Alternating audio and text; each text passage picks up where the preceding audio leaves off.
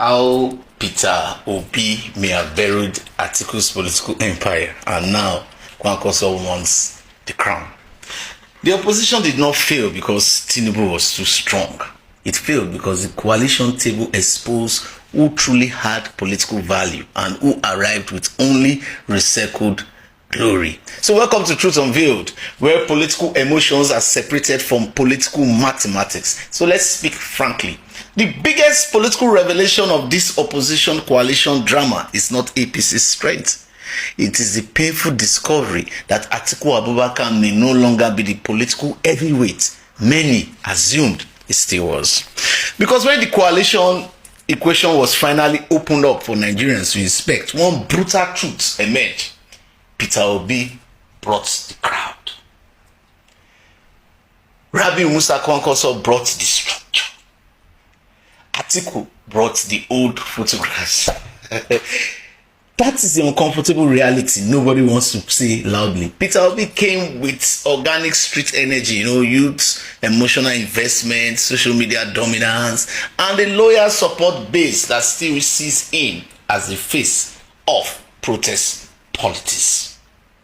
Kwankwaso came with something even more dangerous in Nigerian politics, a disciplined northern political structure. The Kwankwasia movement is not just noise online, it is a strong voting machine. But what exactly did Atiku bring into this coalition arrangements? Look carefully. The names constantly associated around him are mostly political veterans from another era. We have David Mark, Ralph Arubushola, Chief John Odige Oyego, political generals struggling to keep pace with the changing political climate. Heavy names historically, yes, but politically explosive in today's reality. Nigerians are no longer convinced. And that is why the coalition immediately started looking like a retirement convention mixed with unresolved ambition. And honestly, the signs are everywhere. Kwankwaso reportedly began pulling his men away, The northern grip weakened instantly. The ADC started looking hollow. Now let us look at the new brides in the NDC, the Obi Kwankwaso coalition. Now, if you look at the video where the membership card presentation was being handled by Senator Serike Dixon, the national leader of NDC, who has his headquarters of the party in his residence, Nigerians watched it carefully. The card was being extended towards Peter Obi, but suddenly Kwankwaso stretched aggressively to collect it first. That moment was not ordinary politics. It was a political symbolism, a silent declaration of supremacy, a subtle but powerful message saying, I will not stand behind Peter Obi in this opposition arrangement. And Peter Obi himself did not look comfortable with the optics. That single awkward struggle revealed the real crisis inside the coalition. There is no trust. There is no ideological unity. There's only presidential ambition wearing agbada. So what Nigerians witnessed in that split second was the official beginning of the 2027 opposition civil war. Because the same mistake that destroyed the opposition in 2023 has already started repeating itself. Too many presidential dreams, too little sacrifice. And somewhere inside all this confusion sits Atiku Abubakar, watching the political movement slowly evolve beyond him. Painful truth. The coalition exposed that Atiku's political capital may no longer match his political reputation. He no longer controls the emotional energy of young Nigerians. He no longer controls the strongest northern movement. He no longer appears to be in the natural rallying point of the opposition. That is the real story nobody wants to confront.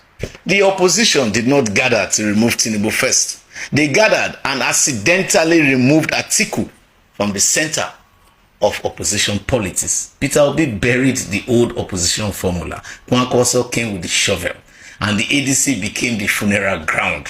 Now the final battle begins. Who inherits the opposition movement after Atiku Abubakar? Is it Peter Obi or is it Kwankwaso? Or will ambition destroy everything before the election even arrives? My name is Osigo Moikiroda, and I am the principal and CEO of Bush Radio Academy.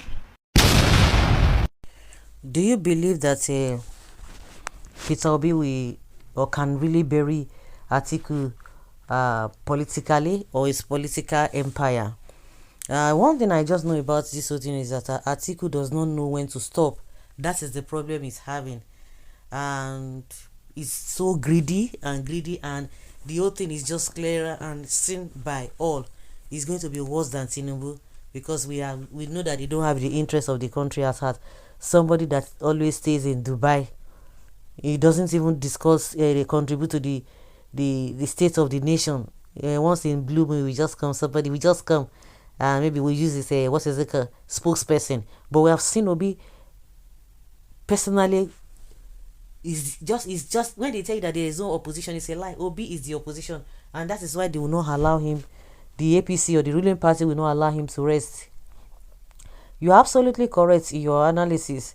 I don't even agree. Somebody said I don't agree with you. When flags are distributed after party primaries or in other pre-election party processes, the practice is to begin with the second person on the ticket. Senator Kwankwaso seems to have recognized this too. Peter Obi is the ultimate man in this equation. This Baba is very intelligent. That game is on the game on ground, but NDC spelled out the zoning system, which is to the advantage of Obi if the promise is kept. Wow, what an awesome analysis on this. Atiku's political empire will be buried by Obi. He has buried, not even Obi, is the one, because he doesn't, like I said from the beginning, Atiku does not know when to stop, and that is why people are just kind of wondering why this kind of person would be like what is being put out there. He has been contesting since 1999 today. There's no year that this man he doesn't even care. He doesn't even know whether it is the turn of the north or the turn of the south. I've never seen anybody on the street as a layman politically who is not even interested in the politics would not want to agree to the fact that yes, it has to be for peace to reign, for unity to be sustained, that let it be rotational. That is it. But Atiku, for where you know the year and you expect people to clap for him, the game just began. One thing is that Atiku has the knot in his pocket. Stop deceiving yourself. The knot is divided now. Atiku will still score more votes than Peter Obi in 2027. They are not mates, really. We hear una. Okay, by the rigging machine of INEC, that we prefer not leaving a trace. We know that one. We know that one.